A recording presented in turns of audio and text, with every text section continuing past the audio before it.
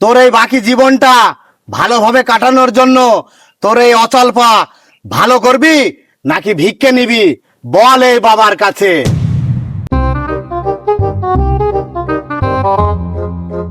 ভাই কিছু সাহায্য করেন।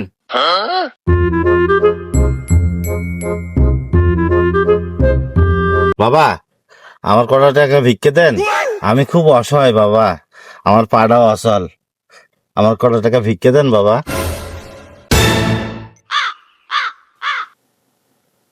তুই তো অচল অসহায় মানুষ, তা তো দেখেই বোঝা যাচ্ছে।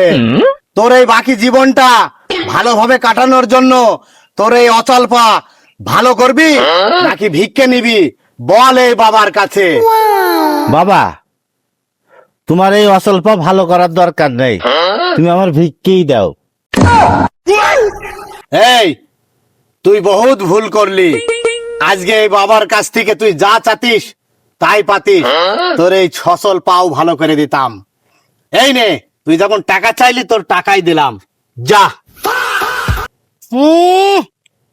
10 টাকা ভিক্ষে দিয়েছে, আবার বলছে আমার বাকি জীবন সেটেল করে দেবে।